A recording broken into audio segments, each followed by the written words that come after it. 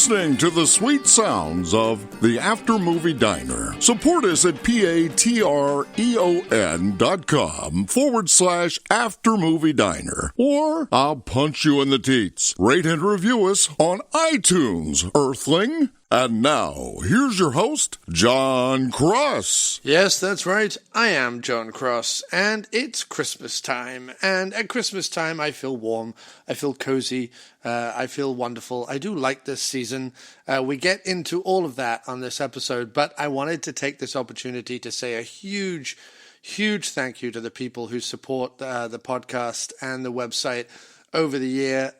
Chris Salt, Chuck Nelson, Cole Reel, David Brighton, Ebert Gepner II, Hamble Wallace, Jim Wallace, Joseph Charlesworth, Judith Taylor, Mark Burns, Micah Johnson, Michael Fitzgerald, Peter Osmond, Robert Long II, and Chris Leatherman, who supported us this year. A big thank you to all of our patrons for supporting us on patreon.com/After Movie Diner. It really does mean the world to us, and it really does help us to keep bringing the website and the show to you. Another big thanks goes to all the people who bought the Miscellaneous Plumbing Fixtures Christmas 2019 single. Judith Taylor, Gary Hornseth, Todd got overexcited, also Mitch Armbruster, Charlie Roxburgh, and Theron Trowbridge. Thank you so much. All the money that is made by supporting Miscellaneous Plumbing Fixtures on Bandcamp is filtered right back into the After Movie Diner. So when we do these fun things like Christmas singles or new albums or whatever, it really does mean a ton to us when people purchase them. And it just keeps the After Movie Diner kicking along. So a big thank you to all those people. You can find us on Patreon at patreon.com/After Movie Diner. And you can find Miscellaneous Plumbing Fixtures on Bandcamp under miskplumbingfixtures.bandcamp.com. That's MIST plumbingfixtures.bandcamp.com. It's not too late to download and buy and listen to our Christmas 2019 single. It would be awesome if you did that, or any of the other albums that are on Bandcamp there. I can tell you that we have a new album coming down the line sometime in February, hopefully by my 40th birthday. Yes, that's right, dear listener. In 2020, I turn 40. And I'll be releasing an album hopefully around my birthday, so look out for that. But anyway, enjoy this podcast all about It's a Wonderful Life. It is a wonderful life. It's especially a wonderful life doing a podcast for the community that I do it for. And I can't thank you all enough for being part of it. It really does make every day very worthwhile. So thank you very much. Take care. All the best. A Merry, Merry Christmas. A Happy New Year. And enjoy the show. Well, Merry Christmas. Merry Christmas, mate. This will be the official Christmas episode. I can't feel my soul. Jim is so cold, he can't feel his soul. He has got a lovely woolly hat on, though. So I need something hot. That's all I care about. Maybe like chili or something. You and your chili. Oh, I just feel like chili. Hello, and welcome to Hello. a Christmassy, cold, wintry After Movie Diner. And you know what, Jim? What? It's a wonderful life. Wonderful life. No, Merry it's Christmas. a wonderful life. It is. You look like a Latvian peasant. I get that a lot. You look like a kind of a Ukrainian potato farmer who's down on his luck. So not even like a happy, healthy. The hat's normally good, but then you pushed it up a little bit and it looked a bit ridiculous. And you looked a bit like now I just. Well, now you took the hat off. Now I just feel disappointed because I wanted to sit opposite a Latvian potato farmer who's down on his luck. I can put it back on for a bit. And instead, I'm sat opposite you with your big, I'm flabby bowling ball face. Yeah, I know. What has gone wrong with my face? I mean, it was never a great face. Let's be honest. It was a great face. You know what I mean? It was always like, is that it? Is it? Is that what I've got? That's what you got. That's what you're dealing with. When I was young, it was alright. It had promise. Yeah. Do you know what I mean? But as my character became apparent, they do have. It's a bit pricey, but they do have. I love how they just have a list of potatoes, but they do have Potato at the other side. They have a diner special, which is brown beef stew. oh, that's interesting. Where's that? It's over here. It's $16.95, so it's a bit pricey, but it's not. Waverley Diner Special. Thursday dinner special. Corned beef and cabbage. Brown beef. I like that it's brown beef. Like, can I have the yellow beef? You know what I mean? I'm very sorry, but do you have any orange beef? I can't eat brown. I'm allergic to brown. I can't eat brown. Well, I have to say, I am tempted by the brown beef stew, because I do feel like I need something hearty. And to be honest, once you go for like a burger and fries, it's $16 anyway. You might as well, that's true. Brown beef stew. That's true. Oh, chili over rice, though. That's what I'm after. I don't really want rice. Then I'm going to get the stew. Yeah, okay, I'm going to get the stew. Of course, I push you towards the stew now, and it's going to be questionable stew, I bet you anyhow. This place is pretty good. It's been around a bit. No, I'm going to get brown beef stew. I like it. Oh, look, the Waverley Diner has voted to the top 20 best diners in America by Time Out magazine. Has voted to. That feels rife with interpretation. Yeah. The Waverley Diner has voted to. That sounds like they sent in their vote to the top 20 best diners for themselves. Yeah. I think it's meant to be was voted. But I think as one of the top, but they're missing several words now. Yes. Do I get the stew? Yes, I'm going to get the brown beef stew. I'm taking my life in my hands, but I'm getting the brown beef stew. They do have chicken fingers. Chicken fingers are $12. The disco fries are $10. I was going to go for chicken fingers with disco fries, but it's like clearly that is a possibility, but only if you're rich as Potter. Ooh, Idaho baked potato. Oh, there you go. That's cheap. Maybe if you ask nicely, I can pick one out of a bin for you. You can dip it in my leftover sauce. Have you got any bin potatoes? I'd like a bin potato. You guys ready? You need some time. I'm still thinking. One more second. Thinking is free. Take your time. Thank you very much. Thinking is no charge. Not where you're concerned, mate. Not where America's concerned. When you start thinking the stock market plummets. Well, when I start. I mean, when you start thinking. I think I'm just going to go for a burger. Go for it. Just a flat-out normal diner burger. Why not, right? No reason, mate. No reason at all. I'm only getting the stew because I really need something warm. It feels like hearty grub. Yeah, but a burger feels like the kind of thing. I never eat burgers. I never have any stew. No, I get you with the stew thing, but a burger feels to me like you come in, you've been working the soil, your fingers are feel this is metaphorical crispy and sore, and then you go to like a diner or you go to a burger joint or something, and your colleagues. Where is this? Where you're out in the fields of New York working? Well, no, maybe I'm in Bedford Falls. Maybe I've gone to the coffee shop. Maybe it's run by, old Mrs. They didn't have a lot of people working the fields in Bedford Falls. Well, no, not the fields then. Maybe I've been constructing one of Bailey's houses. Maybe I've been up all day on a ladder, shingling a roof. You're going to sit in Martini's joint and have a burger. All right. I feel like that feels cozy to me. That feels like Christmas. Yeah, okay.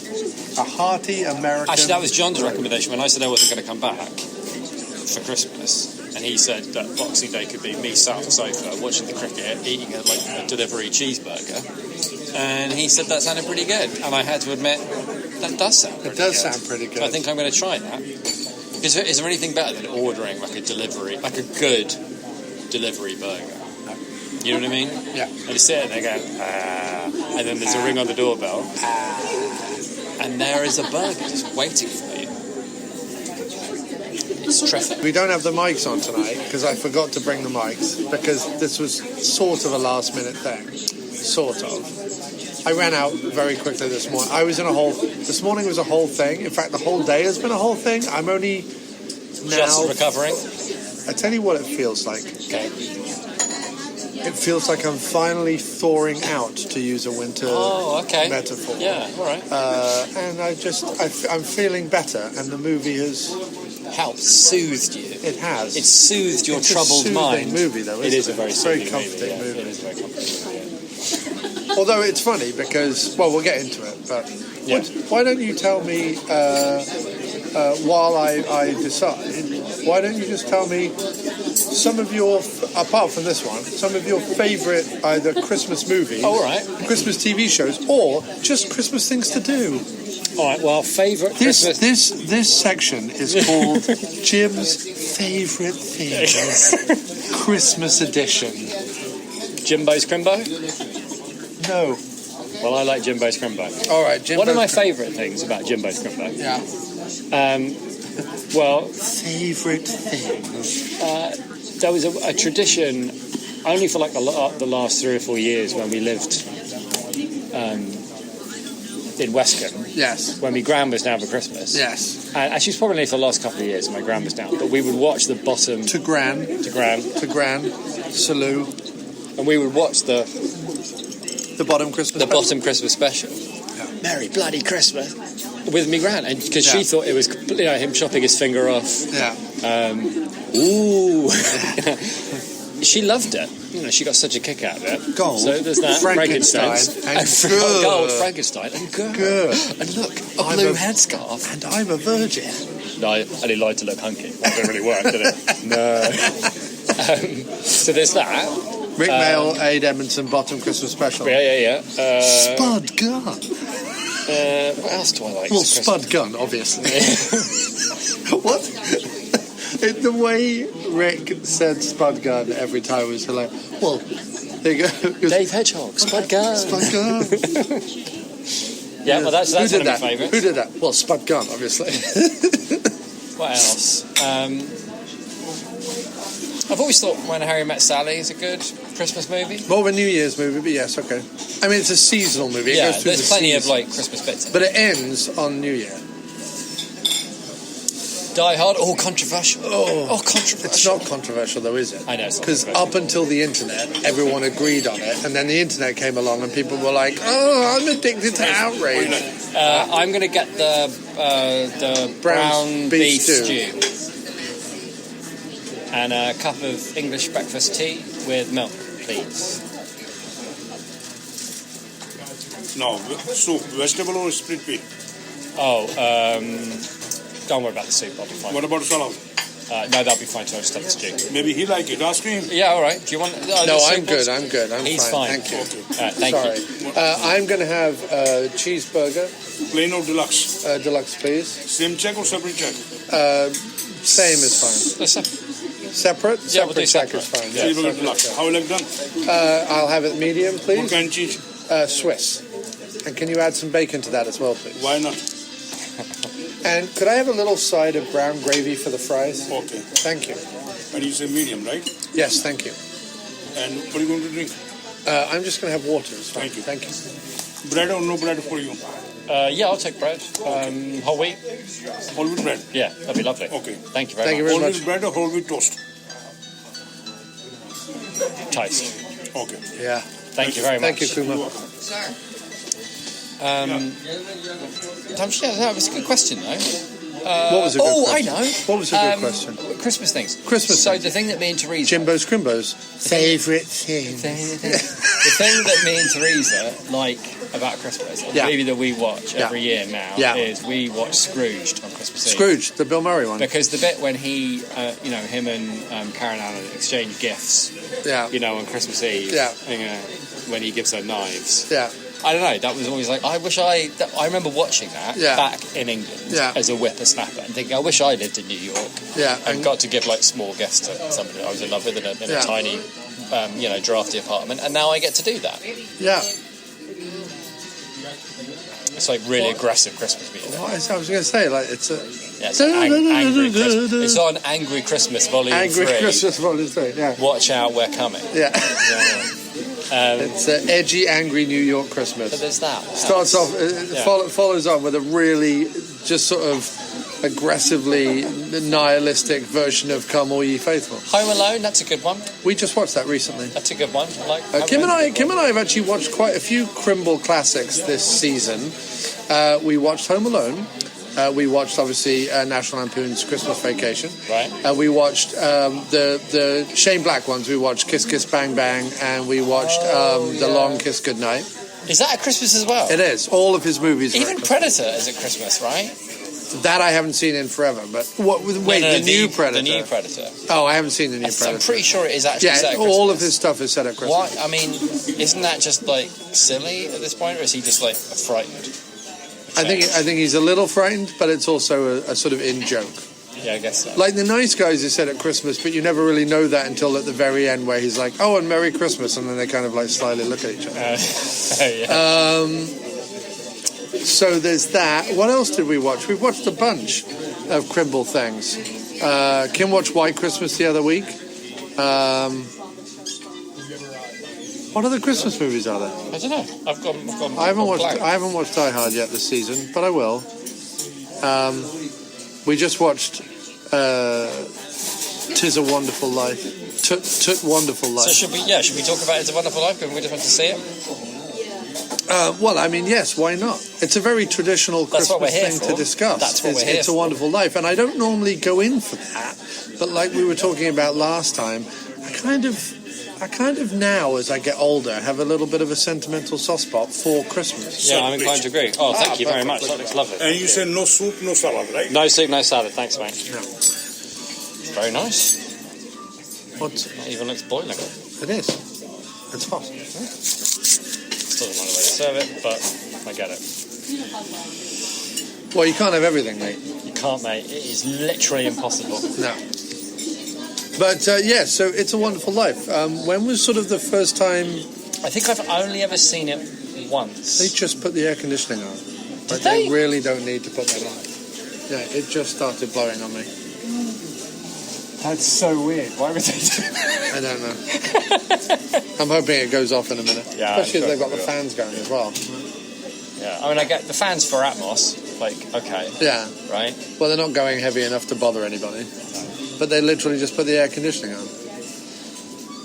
At least it's Christmas music, I suppose. At least we're like doubling. Well, it's gone from Angry Christmas to Twee Christmas. It's moved over to now. That's what I call Twee. Volume 8. Didn't we go and see? What's the slasher movie? Oh yeah, we went and did Silent Night, Deadly Night, which we paired with the Linnea Quigley interview. That's right. And when we went to the. And I just recently, we did, and I just recently completed that franchise with Axel from Profondo Cinema, where we covered Silent Night, Deadly Night 2 through 6, if you include 6. You know what they call this? Cross-promotion. Cross-promotion. Cross-promotion, mate. Promoting the cross. Oh, yeah. Wait, no, I see what you're doing there. No, but also cross-promotion. Cross-promotion. Cross-promotion. Cross, yeah. Yeah. So there's that. So yes, we did that. That was a Christmas episode. I don't have any strong memories of It's a Wonderful Life. Actually, I know I saw it once. I think you might have had it on VHS, didn't you? Yeah. I don't think so. I think if I saw it on telly. Really? But my strongest memory... Maybe I had it on VHS. Yeah, maybe. The strongest memory I have of It's a Wonderful Life is it's the framing device of the first Red Dwarf novel. Yes, it is.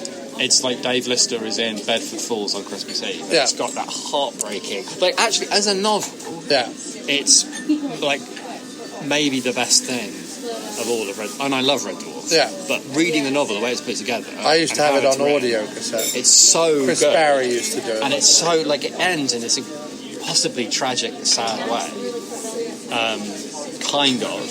I'd love to read it again. It's been years since I read it, but I remember thinking this is funnier. It is funnier and better than the show, right? In a weird sort of a way. But anyway, so that was the strong thing I had of It's a Wonderful Life, because it's Dave Lister's favourite movie. And Fry and Laurie did that. Oh, yeah. Can't sell tits without a paper. Yeah. No. Can't sell a paper without tits. Got to have tits to sell a paper. Got to have tits to sell a paper. Sell tits without a paper. But it was a Rupert Murdoch sketch. Yeah. Although they don't call him that. but No, Hugh that's Laurie. what he is, yeah. Hugh Laurie is an Australian Media magnate. magnate. The world. And he shows up. That had a very strong impression on me. I did realise how much... Weirdly, I did realise after that sketch how much Murdoch was responsible. Yeah. Do you know what I mean? How he had... I think about that sketch.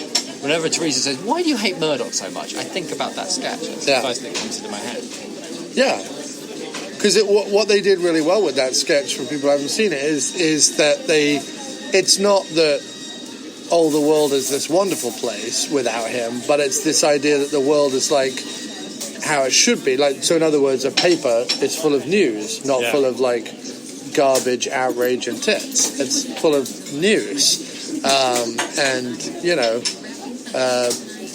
people are happy together and they talk to each other and they, you know what I mean? Yeah, I mean, Rupert Murdoch turned England into Pottersville. Right.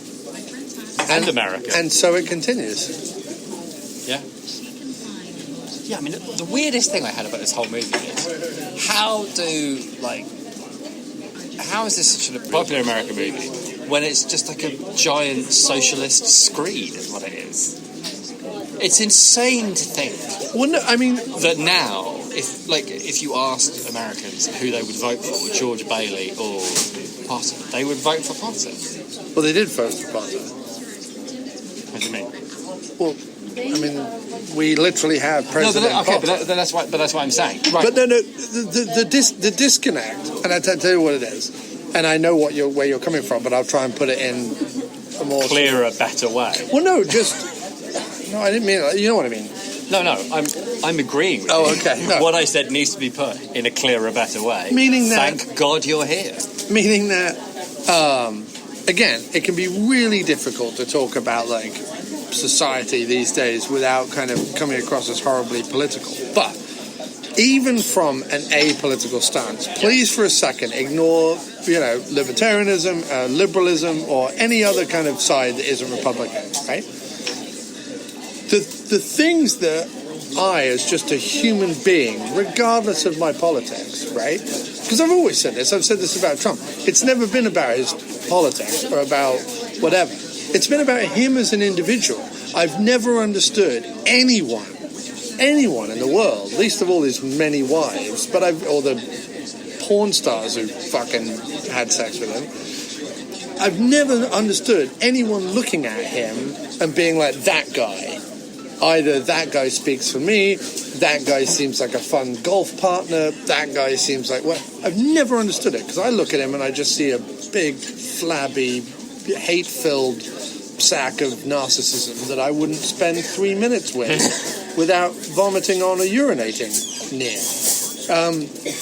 And that's got nothing to do with politics. No, I agree. And so, but the other thing, outside of a personal attack on him, ignoring even him as a figurehead, the other thing that has always baffled me about Republicans in general, again, not their policies, not their financial things, not their stance on society, whatever it is, because most of the things you can kind of understand until it veers way into right-wing madness. But like most of the kind of down the middle stuff, you kind of go, all right, I see how people feel that way. I don't, and it's a bit narrow-minded, but you can always sort of see the thing being fair. What I don't understand is the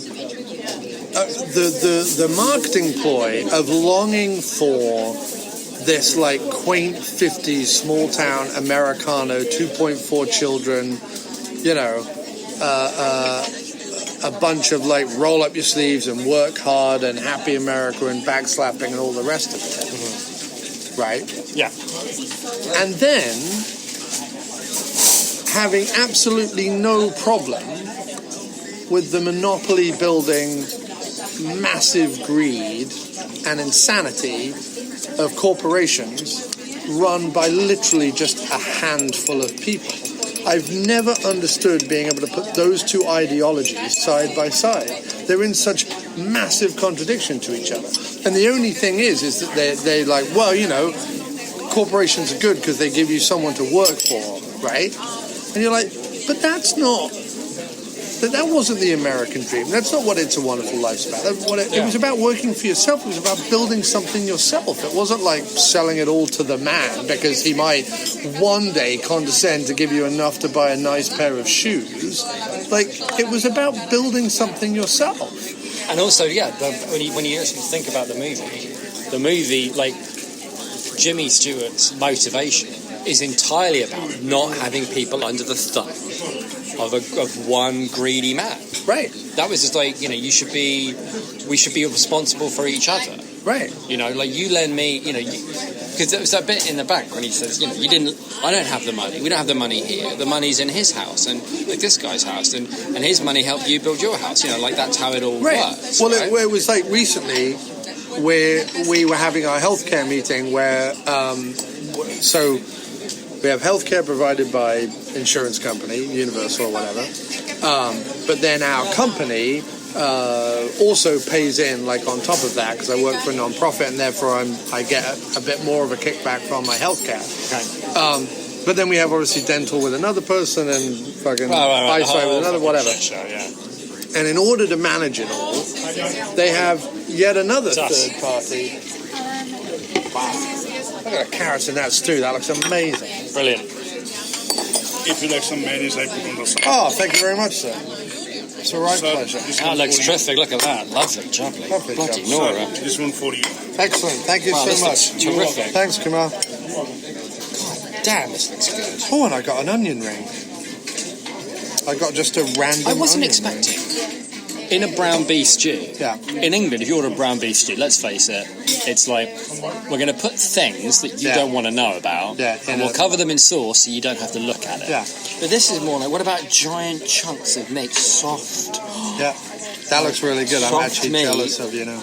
And big potatoes and big veggies. God, this is fucking amazing. Well, I'm glad you're happy with the stew. What was I saying? I forget what we were talking about. Yes, so sorry, healthcare, right. So, and then we have this third-party company that kind of manages it all for us because nobody really understands hiding the hair of what's actually going on. No. And it turns out even this third-party company we pay to, like, wrangle it all still doesn't understand, right? So, we're having the meeting, right? Right. And I obviously have, like, a ton of questions because you always have a ton of questions. Right. And you come to the conclusion that obviously, that they're pocketing vast wealth from you. And you're really, even with the best healthcare, even with the healthcare that I have where people also pay into it on top of what I pay into it, is that someone somewhere is making a ton of cash and they're hiding all the information on how you best utilize that cash under chunks and chunks and chunks of paperwork and tucked away on apps no one can download and websites no one can access. Oh, yeah. And so, like, there was a big discussion after we had that meeting, just over lunch with, like, my work colleagues.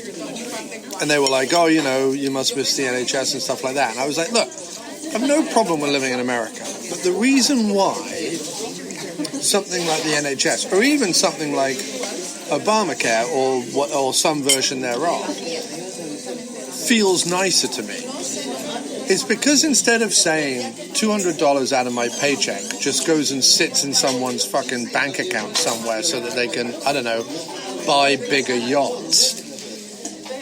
If I knew that $200 of my paycheck every month was going to the kids that I see charities for endlessly, or the older people who I see charities for endlessly, or even Kim's dad, who's currently going through like an absolute nightmare because he broke his hip and insurance has stopped paying and blah, blah, blah, blah, blah. Right. If I knew it was going to those people, I just wouldn't... It's not so much that I would, like, feel like some benevolent wonderkin. It's more just that I wouldn't feel so much stress, anger, and resentment that my money is going to some bottomless pit of wealth that isn't doing nobody any good. No, and it makes I'd sense. rather it do...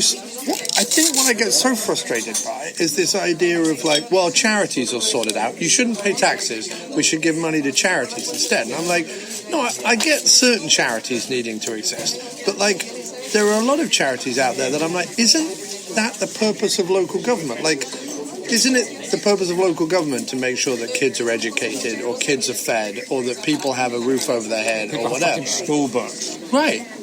Like, why on top of my taxes and on top of my private healthcare and on top of all the other stuff I have to pay, do I then have to turn around? And I know the moment I start saying this, people are like, oh, look at him, doesn't give to charity, like, why would I? I'm like, no, but that's not the point. The point is that of the money I make, I'd rather it go somewhere than just go to someone's, middleman bank account. That's all.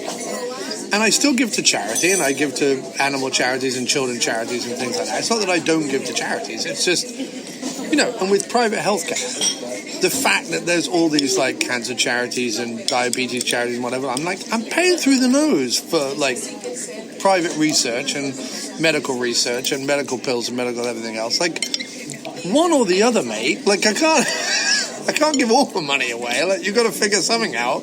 You know what I mean? Either tax me through my nose, but then everything I want from life is basically provided for me. Right. Or get rid of all of that, make it all privatized, and I'll figure out a way to navigate it. The trouble with that, of course, is you wouldn't have the safety net of government and blah, blah, blah. I'm just saying, in general, one or the other, because otherwise you end up just giving your money to everyone, and no one. The thing is at least in a socialist system, the money would come back to you in some way as well. Yeah, agreed, yeah. That's the only point. Yeah, no, I'm with you. It's just what struck me while I was watching the movie. It's not just, obviously it was old-fashioned. And yeah, there's lots in it that are like, Like what? I don't want to get into the, but there's just, there's things about, like, you wouldn't have a thing where it's like, I'm a sexy lady and I'm bad news and I walk down the street and like men wolf. I'm not saying it wasn't that bad. I'm just saying you wouldn't get it. You know what I mean? In a modern movie. Right. I don't know. You'd probably get it in a pretty recent movie. You probably just wouldn't get it. Oh, that's true. Like an Adam Sandler movie. You wouldn't get it in a movie in the last 3 years. No. But could I get the gravy, the side of gravy? Thank you. But it's just what struck me when I was watching this. It's amazing that the bad guy in this movie is bad because he is greedy and because he has no problem like crushing the little people in order to make himself more money that he doesn't need. Right. So, but that's literally the system that America has ended up with. Yeah. Like it's happy with it. It's like, well, I guess this is the best we've got. And it's not like, but every single fibre of is that Jimmy Stewart doesn't do what he wants. He is... That's perfect, thank you. He is selfless, and he does things for the good of other people, But what I like about it is George Bailey is human. He gets frustrated with the fact that he can't do his travels and that he can't do this and he had to give this up and he gets angry. Like when things go bad, he yells at people and he loses his shit. Because I would have to say, what makes this movie is not necessarily its message, although that is also wonderful, and I love the message, and I love Can I just say that this is the only stew in the history of my eating stew in which there is more meat than vegetables. Yeah. I've never experienced that before. I'm literally stunned. And this is the thing that sometimes, I will say this is the thing that I take for granted about America, is that you just don't get that. More meat than vegetables. Yeah, more meat than vegetables in your stew. Do you know what I mean? Like, there's a thing there.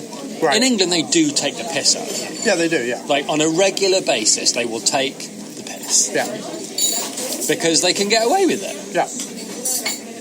When I took John for dinner at the pub, when I was over last, and I ordered this, I said, you should get this dinner, because I had this last night, and it had this sauce, and it was amazing. And he ordered it, no sauce. So I called the waitress over. Can we have some sauce? No sauce. What do you mean? It says blah blah blah. With this sauce. Oh yeah. Well, we don't. That. What was that? No. That is the sauce. No. That's just gravy. I had the sauce last night. It was coloured differently and it was flavoured in the way it's described in the menu. Oh no, that was made by. Actually, that chef is. He was a trainee chef last night, and he just. Oh, you're telling me that the delicious sauce that's advertised on this menu. This is, by the way, how I was talking to him. I'm not exaggerating. The delicious sauce is advertised on this menu that I ate and really enjoyed so much and recommended to my brother was knocked up out of nowhere by a trainee chef. Yeah. Look, it's fine that you don't have the sauce, right? And it's great we're having this conversation. But I just want you to know, I'm not buying this for a minute. I know that it's late, that you don't, and that the chef doesn't want to make any more sauce. I know it's not your problem. I know it's the chef doesn't want to make any more sauce. But I just want you to know that I don't buy this for a minute. And all the way through me saying this, John was shouting with his mouth agape. Yeah. Who are you and what are you doing? Yeah. So I'm not going to have the piss taken out of me. You know what I mean? Yeah. Like, anyway, the point being, you do take that for granted about America, because this is fucking delicious stew. I don't know what that means for our, anti-American society screed that we're going on. But again, I don't think it... There's so many modern fairy tales. Right. Like It's a Wonderful Life. Right. And there's so many movies and so many novels and so many songs and so much culture from America in particular, but from the West in general, because Britain is just as culpable at this point. Right. That is entirely about the big fat cat businessman. I mean, they're called fat cats. Like the big fat cat businessman ruining for everyone until the plucky little hero. It's literally the David and Goliath story. It's literally a story from 2,000 years ago. They reference that in the movie, don't they? They reference David and Goliath. And so this is not a new thing in human culture. I think what we find so surprising is, having grown up on the wealth of 20th century culture and on the wealth of like these stories constantly being driven into our head, and not even from a satirical standpoint, just from a greed is bad standpoint, not even like we're not even talking about like the rise of Murdoch or the rise of Trump, whatever. We're just talking about people in general fucking over other people are not to be trusted or not to be held up as anything. So I think it's not even like an anti-society screed or anything. It's just we get to the age that we are in the world that we live in, and we go, "What the fuck happened? Like, just what happened?" Like, I don't know. I don't know. I feel like, and hear me out here, I feel like it might be our fault. We've been down this road. We've had this conversation, and no, it's not our fault. I feel like it might be a bet. No, it's not our fault. I feel like we let the side down by being obsessed with Die Hard as a Christmas movie. No. Either way. I'm not doing this again, but go back to the Booksmart episode, and we had this exact... Oh, is that what we talked about? Yeah. See, that's the other thing, right? I will say this. But why don't you give people just a little overview of It's a Wonderful Life? Oh, in case they've never seen it? Yeah. Okay, so, in It's a Wonderful Life, it's the story of Jimmy Stewart as a guy named George Bailey. And we find out at the very beginning that he is going to kill himself. And so heaven, big shots in heaven, big shot angels are going to send somebody down, not because they've spotted something wrong, but because enough people have asked them for help through prayer. Right, which is a bit weird, but that's fine, whatever. If you're going to go with an angel in it, may as well go the whole hog. I get it. Still. It's a convenient storytelling device. Right. I don't feel like even Bailey says, I'm not a praying man, da-da-da. There's nothing else in the movie. No, that's true. It's not a religious didactic. But I suppose the point is that, sticking with the theme of the movie, it's not that from on high someone decides he's worth saving. It's that enough people club together, join together, with the singular desire to, have him be helped. Right. Yeah, otherwise, heaven would have been perfectly happy with him killing himself. Exactly, they don't care. They don't give a fuck. They just sat up there eating all their... He's an absentee landlord. That was a great Pacino, well done. Thank you very much. So, the angel that they choose to send down hasn't got his wings. And they're like, well, he really needs help. Let's send down the crappiest angel we've got, which is basically the story. So send down the crappiest angel we've got. But before they send him down, they show him, briefly, here is George Bailey's life. And they kind of play him through. George Bailey is a kid. What he says to his brother. George Bailey is a young man who, despite wanting to travel and see the world, doesn't get the chance because his old man kicks the bucket. and he has to stay to save the buildings to save the buildings and loan that his dad works for. And the way the business seems to work is that there's one, or the way the town works is there's one rich guy who owns pretty much everything, Potter. But the buildings and loan is a small operation whereby people pay money into the buildings and loan, and then the buildings and loan loans that money out to other people to build houses for themselves. And those houses are then used as collateral on that loan, so everybody's money is tied up in everybody else's stuff. So it's a fully, realised, non-governmental, socialist dream. Which is how I guess a Republican would argue against it, is that it's something that's created by the people, according to their needs, rather than imposed upon them by the government. That's what they would argue. Anyway. Right, but they're also for small government, so why wouldn't they be for this plan? I agree. Anyway. So. Whereas old Potter's having fucking lunch with senators and shit. Right, well, if you're really about small government and helping yourself and pulling yourself up by your bootstraps and building your own home, you should be for George Bailey. Again, another fucking contradiction that I don't understand. So, that is the,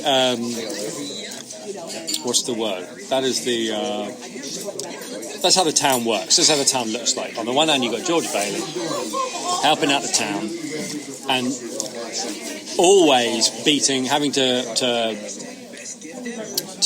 fight off the constant need and advantage of this Potter guy to take over the buildings line and basically then take over the town. So he has to work very hard at doing it, and he's knackered. He does okay. He raises kids. He builds a house. He does his thing. But he also feels that the other people in his life have a way more exotic life than him. That's true, yeah. Because of having saved his brother as a young kid, he has an ear issue where he can't hear out of one of his ears. Right. And so he doesn't get to go to war when war breaks out, but his brother does and becomes like a nationally decorated hero. And his best friend goes off to run a rubber company and make a fortune. Plastics company. It's all about plastics. Offered you a spot on the ground floor, George, and you didn't go for it. Right. So there's a lot of that. There's a lot of this idea that he's staying in town against his will, and that he's basically so selfless that he may as well not exist. You know what I mean? But not selfless in a pious way. No. Selfless in a... No, just that big decisions come along in his life. And he weighs up the pros and cons. Yeah, and he chooses to do what he feels is the right thing. Like, for example, before his brother goes to war, his brother comes back from college with a new bride, and the new bride's father, who's really taken a shine to Harry, his brother, has offered Harry a job that could make him, a job that could settle him down, because Harry's always been a bit of the tearaway, and a job that could put him on the right path. But it's a job outside of Bedford Falls, which means Harry's not coming back to town to take over the buildings alone. That means that George is going to have to stay in Bedford Falls and run the building alone for his brother to have even a remote 2 good feet on the ground and to support his wife. And what's interesting is you see him make that decision. In other words, he's like, look, I could put my foot down here because Harry's already given me an out. Harry's already said to me, I didn't say I would take the job. I know you want to go off and do your thing. Yeah, nobody forces him into anything. He chooses every time. He makes a key distinction. He talks to his brother's wife, who he's hugely enamored with. She's a lovely woman, and she's going to really set him straight. She's perfect for him. And he asks her, he's like, what is this job? Is it legitimate? Will it, benefit him? Blah, blah, blah, blah, blah. She paints a great picture of her father-in-law, who's really taken a shine to Harry. She explains the whole thing. She explains everything. And you see right there and then George go, you know what? I could do this for a few more years if it means that my younger brother has a chance of happiness. And if you're a half-decent person, and you have, a woman at home who wants to be with it's never you. pious. It's never it's always the obvious right thing to do, but that doesn't mean that everybody will. But it just keeps leading him down a path where he ends up being stuck in the town he doesn't want to get stuck in. Right. Working a job he doesn't really want to work in. But he likes the job in that. I think he likes the fight against Potter, doesn't he? Well, the one thing he never says, and I actually find it odd, because they play the moment twice in the film. When he's meant to be a young, fresh out of college or fresh out of high school guy, even though it's Jimmy Stewart, he says, I want to travel the world, and then I want to build big things. I want to build important things. I want to build airports and skyscrapers or airfields or whatever. And he never ever says, what I did with my life was I did build important things. I built homes for other people. I built homes for families. And what's really nice is, like, when one of his debtors, I guess, finally have enough to get into one of the homes, they have a whole welcome ceremony with bread and wine and welcome to your new home and da-da-da-da-da. And it's like, he never admits it to himself, and I guess that's because he doesn't think highly of himself. But he never says to him, wait, I did build important things. Yeah, that's true. Yes, it is. Because what's more important than a home for someone? Yeah. And a home they can afford. And a home that they can raise children in. Like, I get it. Beautiful big libraries and massive huge skyscrapers and cineplexes and whatever. All great things. What's interesting is he still dreams about it, because one of the things he knocks over in his house. Because, okay, so that's the dynamic of the town. And then he keeps his Uncle Billy employed in the bank. And his Uncle Billy, by mistake, loses $8,000. Actually, he hands it by accident to the bad guy, Mr. Potter. Who realises immediately what it is and doesn't give it back. No. He's never... What's interesting is that, again, now that I think about it, it's not that he is he is purposely evil, but the important thing is that the uncle doesn't come up to Potter and go, hey, you've got that money, and then Potter, denies it. It's not that he does something evil, it's that he does nothing. He knows he has the money. He knows the guy's losing it, and he watches him running around not finding it and then walk out and does nothing. So in his mind, he's clean. You know what I mean? It's not that he chose not to do the right thing, it's that he wasn't forced into anything. Right. So he's not going to do anything. Right. You know what I mean? It's an absence of action, which is what... and George Bailey had done that all the way through the movie. It's not something deliberately evil, but just done nothing, gone with the flow, either with his brother or with the buildings and loan or his dad or whatever. Then he might, have got the life that he wanted, but it wouldn't have been the right choice. Anyway... And he fights every aspect of his life that he has. He fights it. George does. He fights the woman who's loved him since she was a little girl. That's true, yeah, he does. Fights the idea of staying at the buildings alone. He fights the staying in Bedford Falls. He fights everything. I suppose that's the thing, isn't it? While also building a legacy for himself that's important. So what happens then is, with the 8,000 lost, and him facing ruin, and he even says to the uncle, someone's going to go to jail and it isn't me, and he gets properly angry and frustrated. He's not perfect to that point. He loses his temper, he yells at a teacher, gets thumped in the kisser for it. He's an angry, frustrated man. He's a lot like he reminds me a lot of fathers from that era, shall we say, who were very frustrated men with dashed dreams, forced to stay with families and work kind of dull jobs. Oh, gee. Yeah, that sounds familiar, right? Yeah, that sounds super familiar. But when he realises that he's worth more dead than alive, he decides to throw himself off a bridge, which basically brings us to the beginning of the movie. Right. Where he's going to kill himself. So an angel, Clarence, without his wings, comes down and shows George what the world would be like if he'd never lived. Right. It's almost like the opposite. It's got a Christmas Carol vibe to it, the whole ghost slash angel slash whatever comes and shows you the error of your ways. But instead of trying to win over a wealthy guy who's thrown his entire life away in order to just amass wealth to change his mind, he's actually trying to show a good person, someone who's made the right decisions with his life, that not only does he really want to live, but also everyone else wants him to live as well. Yeah. he seriously talked himself into, and you know,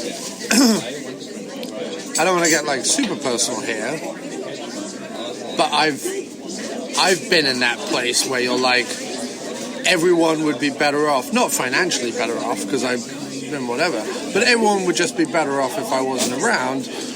You know, you tell yourself or you convince yourself, you know, it's because I'm annoying, it's because I'm this, I'm whatever. You go through a whole long list of things, but I've said it to you at my lowest point.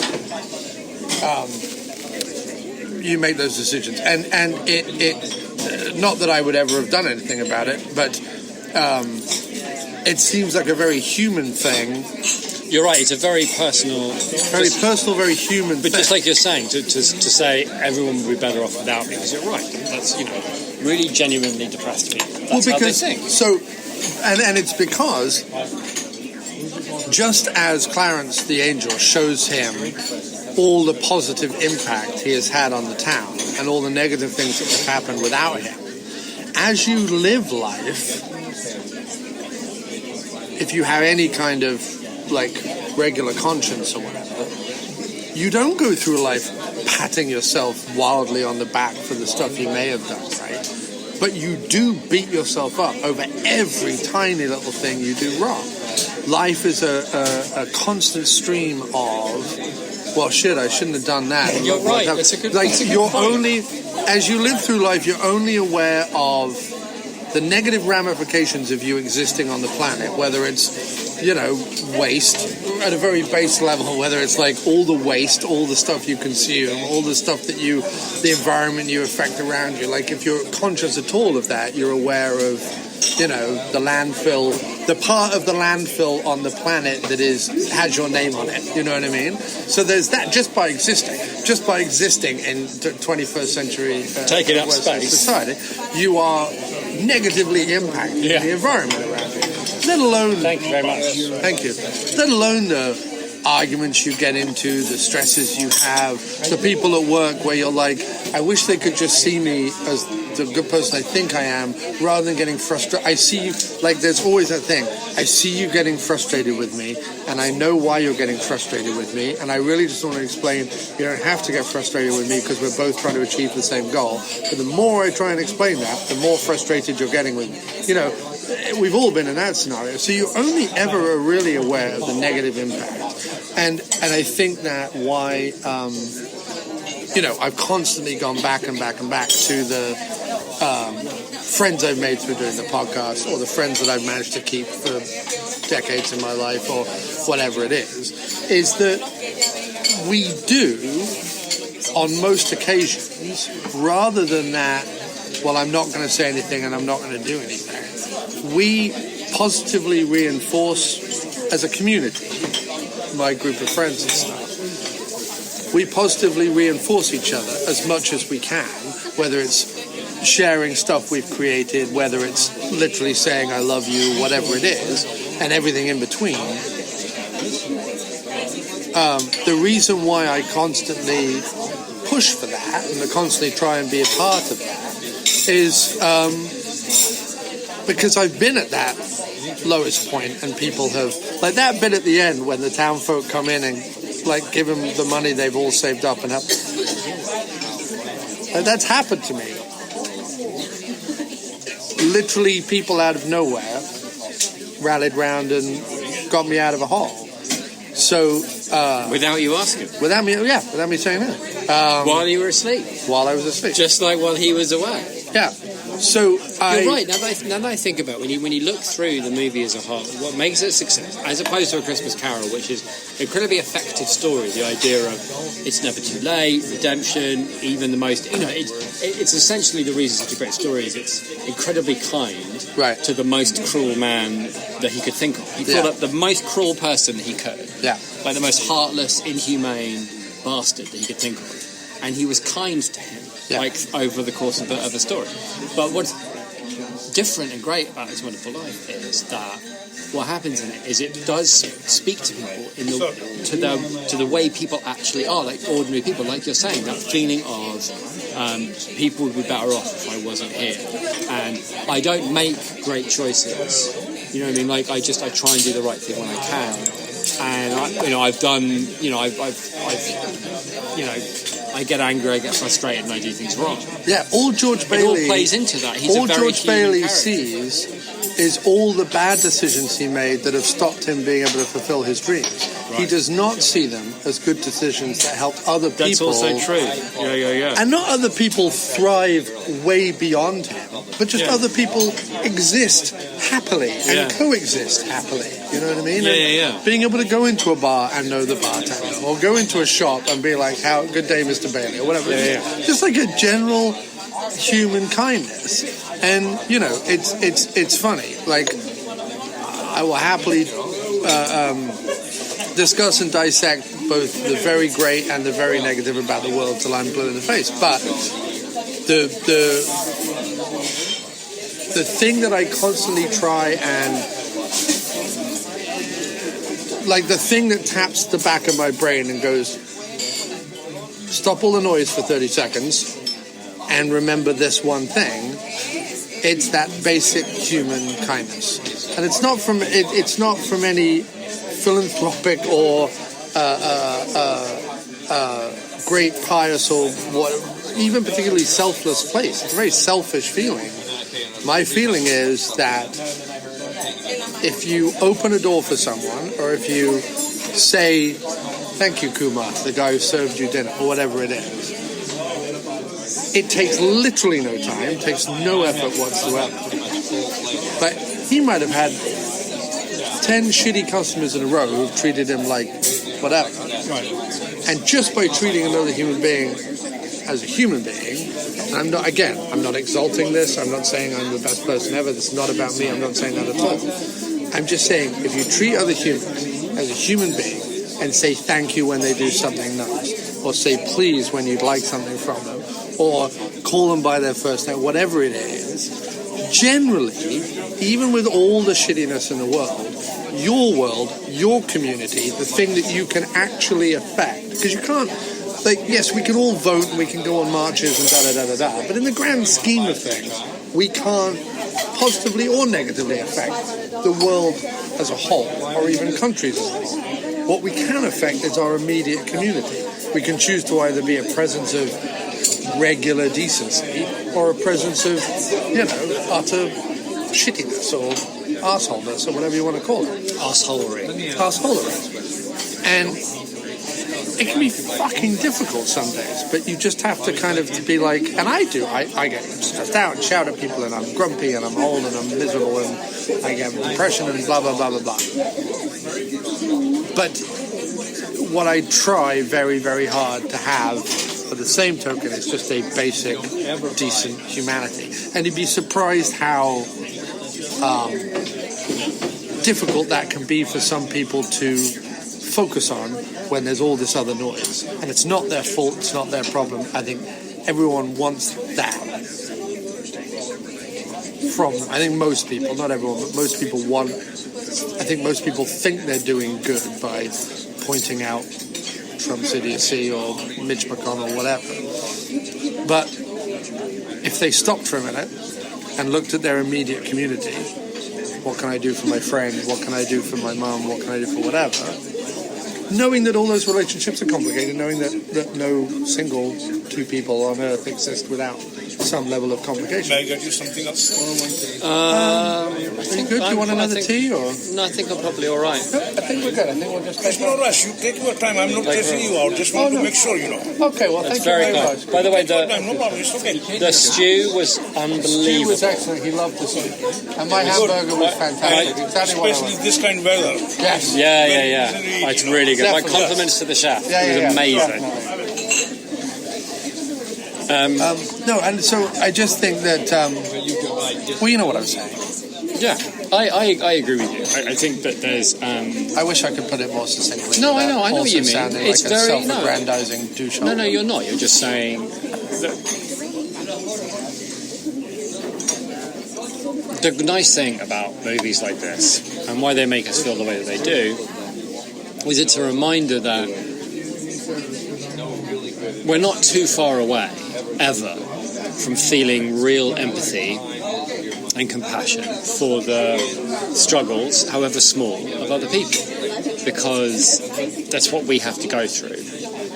And there's a cathartic nature in something like It's a Wonderful Life, where he's a guy that is struggling, and he's not having to defuse a bomb with 20 seconds to go. He's not having to, stop the aliens from, blowing up the Earth. He's just, trying to save himself and his family.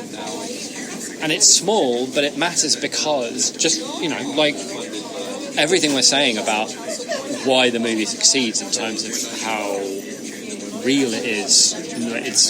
It speaks to exactly how people are, and maybe it is a bit of a fantasy. And obviously, it's a fantasy, and maybe it's a bit, a bit schmaltzy. But it's because people want to feel that way. People want to feel schmaltzy. They want to be, rubbed in a particular way that makes them feel like, it's not such a bad old world.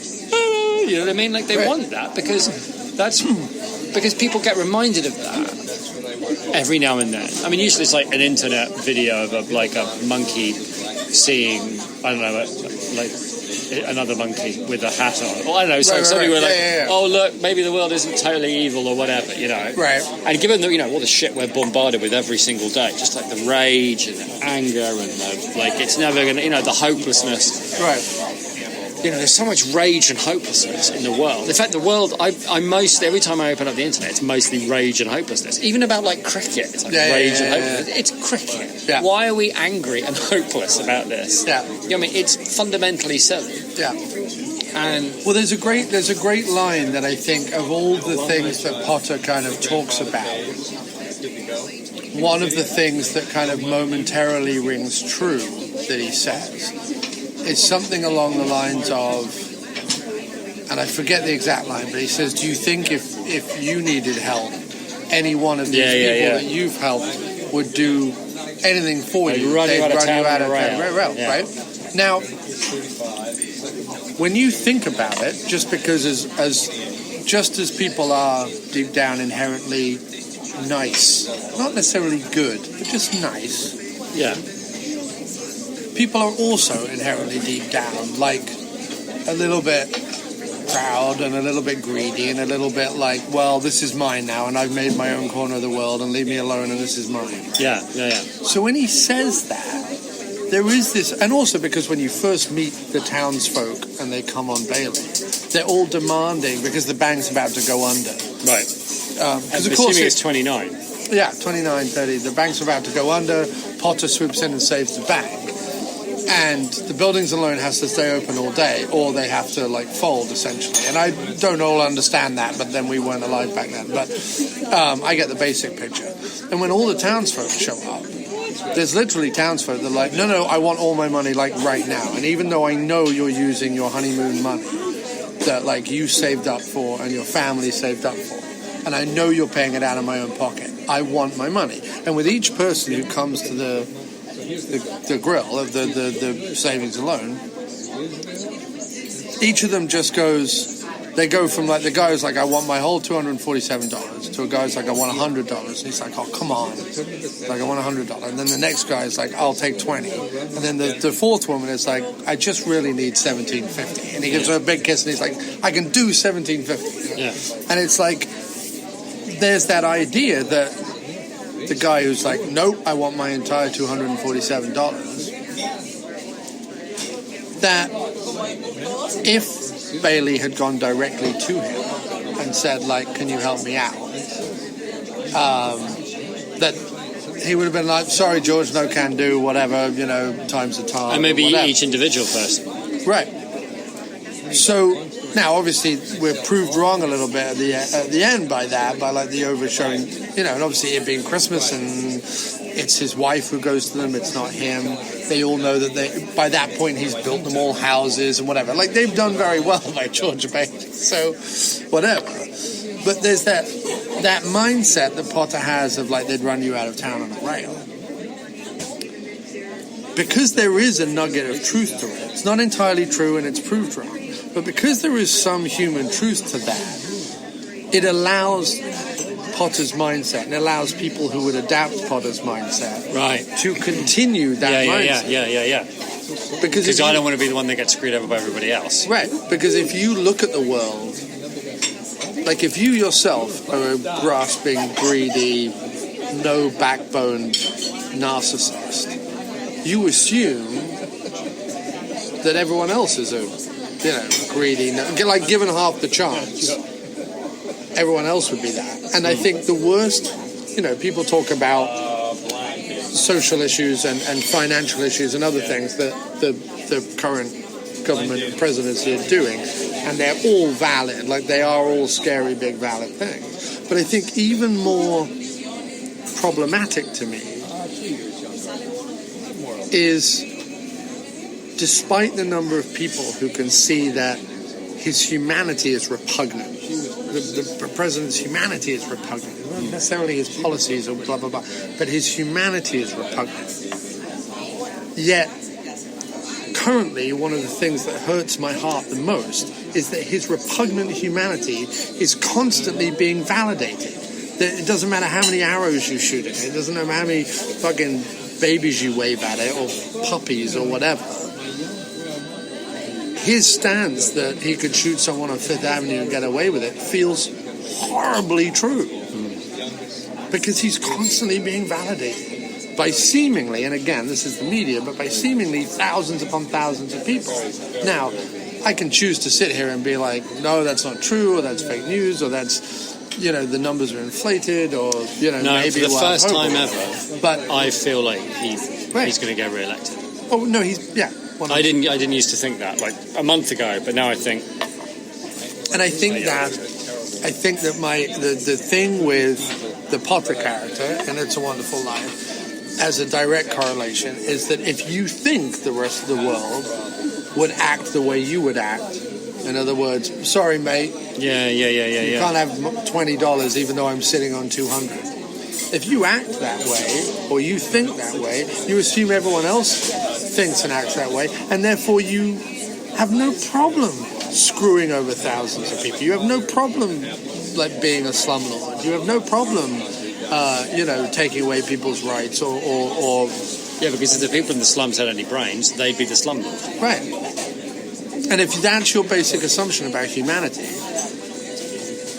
the biggest problem with humanity is, weirdly, that'll allow you to thrive. And the reason why a lot of other people don't thrive is they're not willing to make that leap. They're not willing to step on the neck of someone to get ahead. You know what I mean? I see it at my job all the time.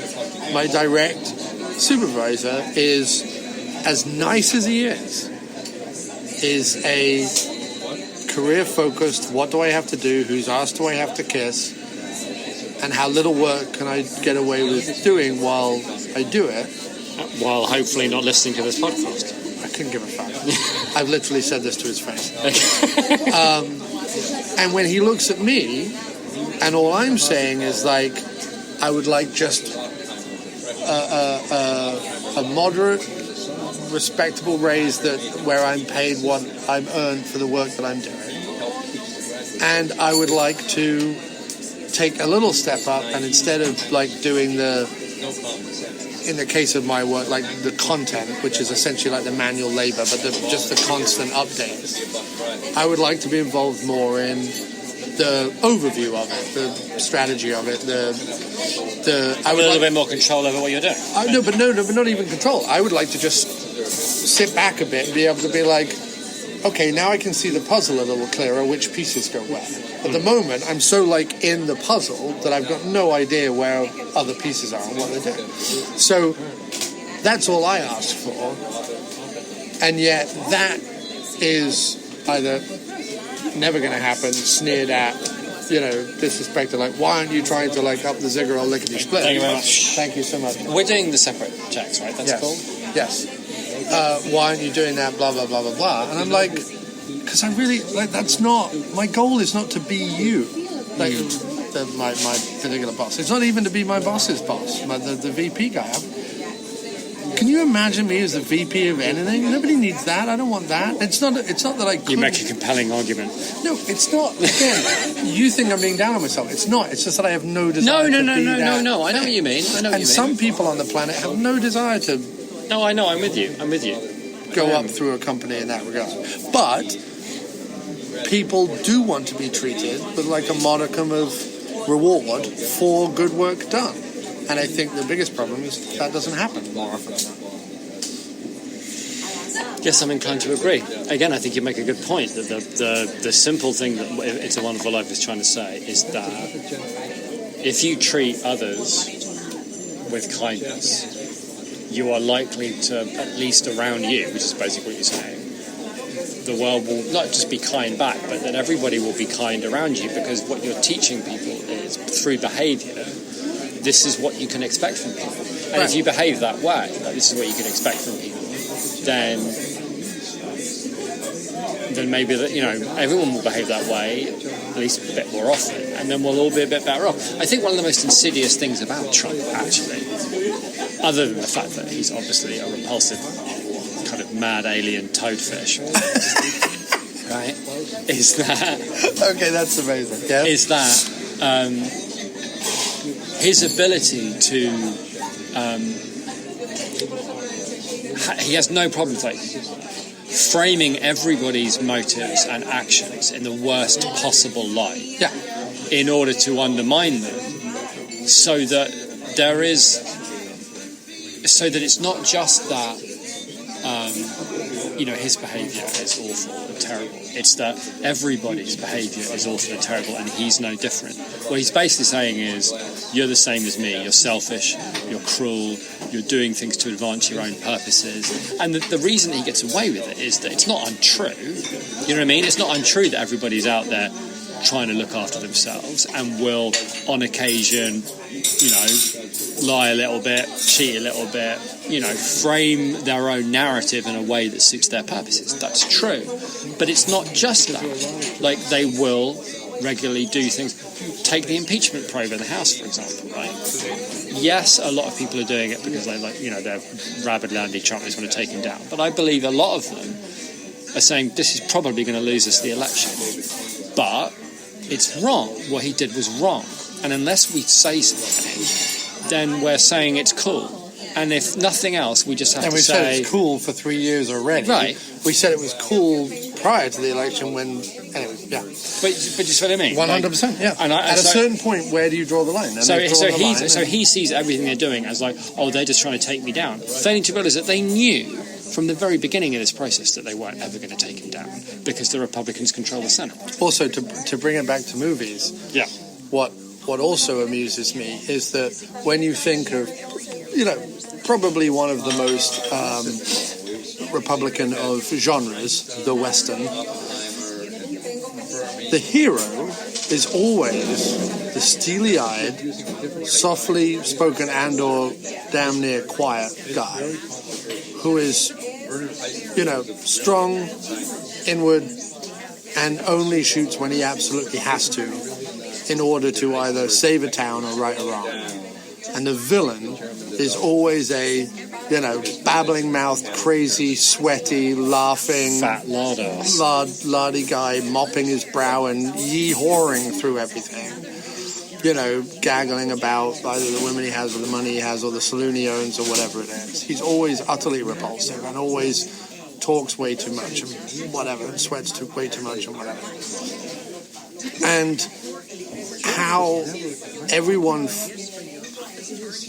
frames Trump as the hero when he's so clearly the villain. He's not steely-eyed or strong-willed or... It just goes to show what... Charles Bronson, if he saw this, would be, rolling. If Charles Bronson could come back, he'd never stop throwing up. Yeah. But it's true. But I mean, those old school... I agree with you, mate. You know what I mean? Maybe John Wayne would like him just because they'd be able to sit around and talk racist thoughts or whatever. But I mean, ultimately, and again, I kind of want to reiterate this because it was inevitable that this subject came up, and I'm glad that this subject came up. But I want people to understand that we're talking about the subject from a human perspective. This isn't about politics. I'm not bringing up about what we should spend more money on or who should have rights or whatever. We're not talking about different communities or whatever. We're just talking about humanity as a whole and the fairy tales that we grew up with were invariably movies. I mean, yes, we read all the usual fairy tales about witches and wolves and whatever, but like, the fairy tales we grew up with were movies like It's a Wonderful Life and everything that came beyond that. And I don't know about you, but they instilled in me a certain ethos or a certain set of principles that I could also see when I looked at my dad, or I could also see when I looked at my mum. Like, I could look around the world and be like, oh, okay, you know, there's a bit of a George Bailey there, there's a bit of a whatever, you know. I could see, like, the heroes of these films in the people around me. They weren't alien to me. This was things that existed, whether it was whether it was like a Jack Lemmon-style neurotic character, or whether it was a Jimmy Stewart-type character, what it was. Like, you could see these people, they felt human, even the exaggerated ones. That's true. That is something you lose with like superhero movies, is that idea of like little acts. Like, unless you've been bestowed magical powers by fucking either a spider or a god, like that you're like not worthy. And I get that it's metaphorical, you know, in the pages of a comic book. But the other thing about comic books usually, I mean, when they started off anyway, is that it's like one person alone who is different from everybody else, but they have this power within them that if they could only learn how to use it, they would triumph and be of value to the people around them, right? That's really the story of superheroes, right? Right, but when it's why like, Captain if America everybody and is... Iron Man are the most interesting ones. Right, but what I'm also saying is, when it's just like stuffed with superheroes and everybody's a superhero, then that message is meaningless. It's so in other words, nobody has value in this universe unless you have a superpower, right? In the movie, if you're a kid watching Avengers, yes, no, everybody's got a superhero. Yes. Where's the identifying characteristic? It's no longer a metaphor.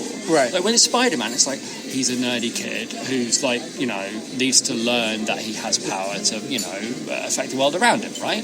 They all have like metaphors within the superhero stories that make sense on their own, but together they all have powers. That's what their commonality is. Yeah, with a lot of red and blue suits. Right, exactly. So when you're a kid watching it, it's like, what are you supposed to identify with that? Right. You know what I mean? Even Luke Skywalker is the story about like a kid who learns that there's like more to life than, you know, his parents telling me to get up. You know, it's a glorified. Well, it's why they say that it's raised a generation of people who believe that they are owed specialness without actually having to do anything for it. Well, that's the constant accusation. The constant accusation is that... Yeah, but that was us. We were raised on that. Because I wasn't raised that I would get participation trophies or that I was special. No one told me that growing up. Yeah, I never got a participation trophy at any of the schools I went to. I was lucky to even get noticed in the chorus of a play. But I don't necessarily mind that particular message, honestly. I don't necessarily mind that. No, and I'm not against that. I'm just saying that there is a certain generation that looks at another generation and says, well, they all got trophies for simply participating, and all their stories tell them that they are special and unique, and, you know, they all owed something from the world, and no one, like, pulls themselves up by their bootstraps anymore, is the thing we constantly hear all the time. It's not true, because if it was true, you wouldn't have had the tech boom. You wouldn't have had Silicon Valley without a bunch of 18-year-olds figuring out what 60-year-olds couldn't. You know what I mean? So people have pulled themselves up by their bootstraps and been ingenious and been... fair enough. But to your wider point, right, about Jack Lemmon and George Bailey, that there is something inspiring about, which I think is lost, but not necessarily again in a bad way, because I think there's just one of the acts of like things becoming global and everybody having a voice is that there are bigger, more expansive, more affecting, you know, powerful stories to be told than the everyday, you know, the everyday acts that keep people going. But the reason that these films... our podcast is important. Because we tell the everyday story of two men descending with no discernible talent. Descending into irrelevance. Right, pretending they're owed something. Yeah. I don't. I know. But, well, listeners, but in fact we don't even think that. But I guess what I'm saying is that idea of, you know, that just living and getting by is hard fucking work, and it can break you. Even though it's just, you might be living in a relatively nice town like Bedford Falls, and you might have everything for you, but it's still a struggle, and dealing with your dreams and your aspirations, and trying to pretend we're supposed to walk around feeling, like, well, you shouldn't be upset about anything because you have, food and a bed. It's like, well, okay, yes, but also that doesn't help me get through what is, it's a tough old life, And these films and George Bailey's struggles resonate because just like you say, they're very human, and they tap into how people think about themselves and their struggle. And the movie's really well written and really well acted, and it's not as comical as you think, but it's also not as kind of grim as you think either. No, it's a little broad in places, but even then, it's kind of like good-natured. Yeah, it's like it's. And to be honest, the humor it's a bit corny. Like the humor's corny, but it's no more so than like the newsreels you see of the.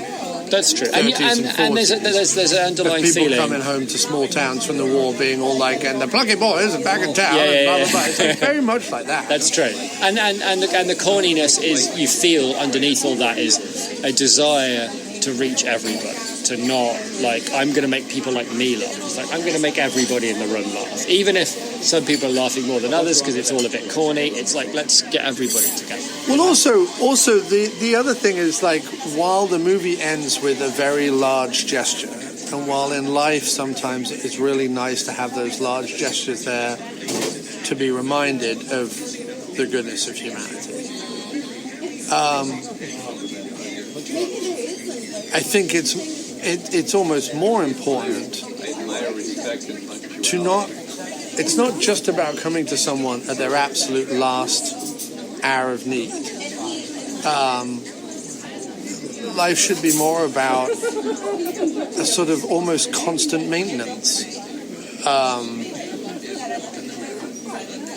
It's never, ever, ever the wrong time to tell someone you love them. I don't care, platonically, friendly, family, wife, husband, boyfriend, girlfriend, dog, whatever. Like, it'll never hurt someone to tell them that, unless, of course, you're in a divorce and one person doesn't love you anymore, but you still love them. Yes, okay, in that particular scenario. But, like, in general, considering everything's on an even keel and you're ticking along, it doesn't hurt anyone to turn to someone and say, I love you. You don't need to be reminded by a big Christmas gift or giving them a ginormous hat or something. You can simply do it just on a daily basis with a hug and a whatever. And I think on that note, mate. Yeah. Let's wrap it up. Yeah. But yeah, I think it's such a beautiful note. We should leave it there. I love you too, man. There we go. Look at that right there. And a Merry Christmas. It's a wonderful life, my friend. It is. It's a wonderful life. Merry Christmas and a Happy New Year. Merry Christmas.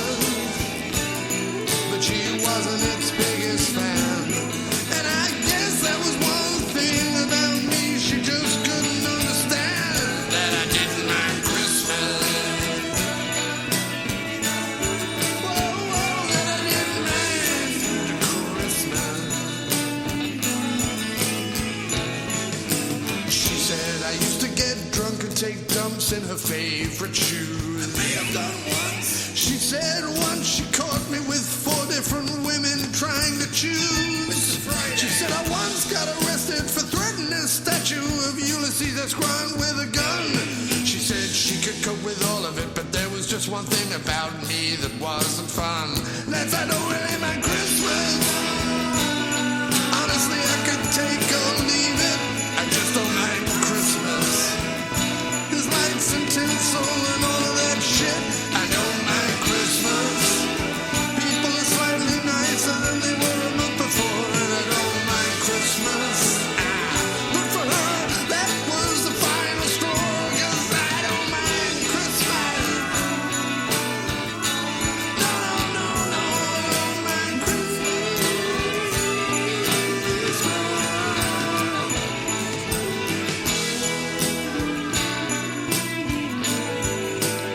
Because she really hates Christmas.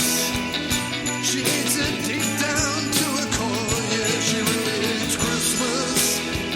And I never came across anything like that before. What kind of person doesn't like Christmas? I mean, how bad must she be?